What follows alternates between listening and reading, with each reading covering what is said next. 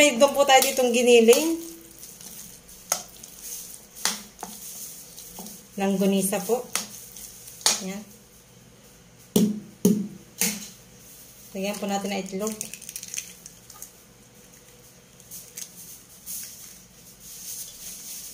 Toyo. Kaunti lang po. Paminta. Lagyan din po natin. Asin.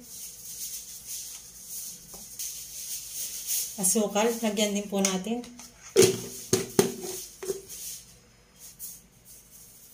Lagyan din po natin ng bawang at saka sibuyas.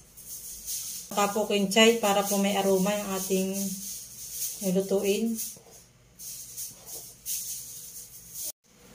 Haluin po natin ating mga sangkap. Pinagsama-sama na po natin. Ang pambabalot ko po dito ay foil. Foil po ang ating gagamitin. Lagyan din po natin ng kalamansi.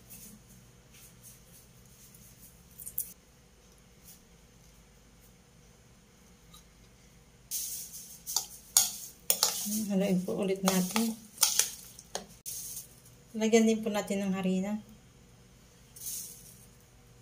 2 kutsara lang po ang nilagay ko.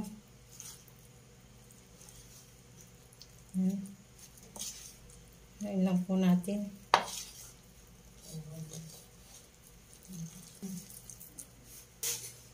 Tapos na po nating haluin. Mix ang ating mga sangkap. Atin na pong babalutin sa foil. Samahan niyo ako magbalot. So, nagbabalot na po tayo.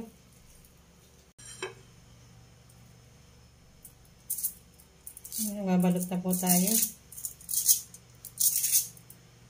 Umpisa magbalot.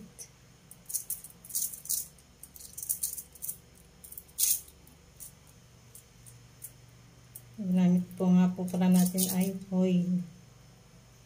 Pagbabalot.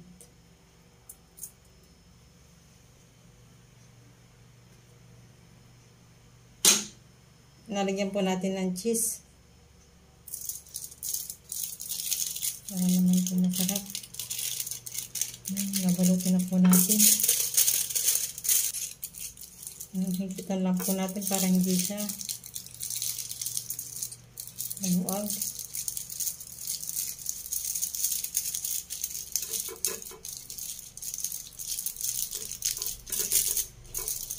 Sabi lang dulo. Para po nagbabalot ng suman.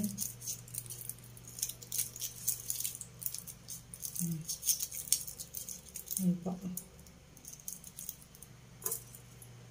Ayan na po ulit natin yung oil. Tapos lagyan natin ng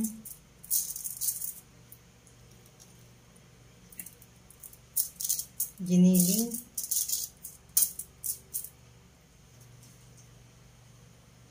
Ayan, lagyan po ulit natin ng cheese. Tapos ikotin po ulit natin. Babalutin. Hanggang sa matapos po ay ganun po ang ating gagawin.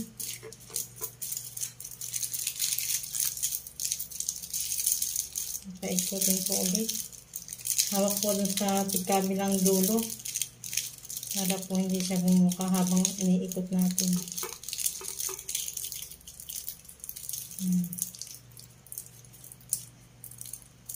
Hanggang sa matapos po ay ganun lang po ang ating gagawin.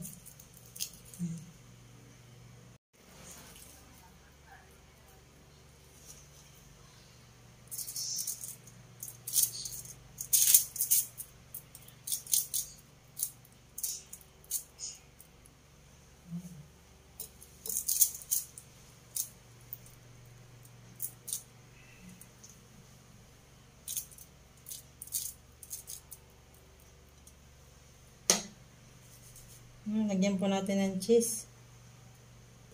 Malinis na po pala aking kamay.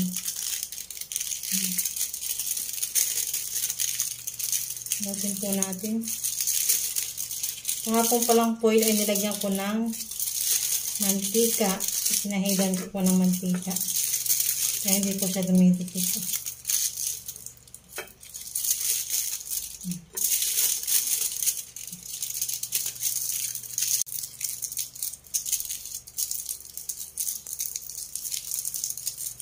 Hawakan lang po natin sa kabilang dulo habang iniikot po natin yung ating iniikot lang po natin sa kabilang dulo habang iniikot. Hawak po natin sa kabilang dulo para po hindi ganito.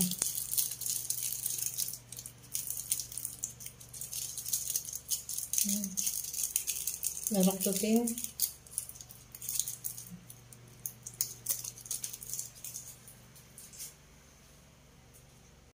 Tapos na po natin balutin. At may pambaho na si kulot, si school. Ang prito-prito. Ilalagay po muna natin ito sa ref. Sa freezer. Saka po natin piprito ito. Ngayon po, magpiprito na po tayo. Mainit na po yung ating mantika. Nalagyan na po natin si ating ginamit sa gabi. Ang ating inilagay sa ref sa gabi. Piniprito na po natin. At pambaon ni kakulot. Ayan. Ito na po bibilingin. Ngayon na lang po dapat ang apoy. Hindi masyadong malakas. Baka hindi maluto yung loob.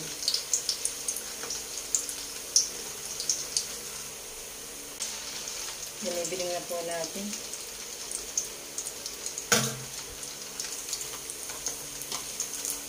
Ayan. Bilingin po ulit natin yung isa.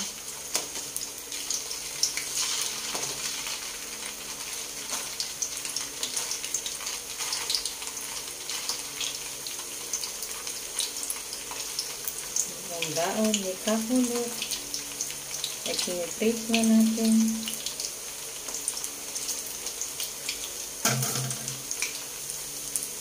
Ayan. Naluluto na ang ating piniprito.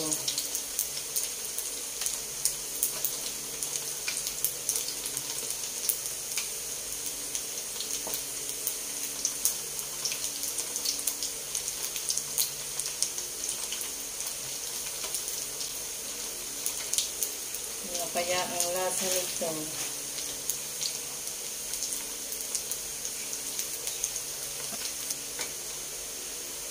Ayan, luto na po yung ating piniprito. Atin na pong aahunin.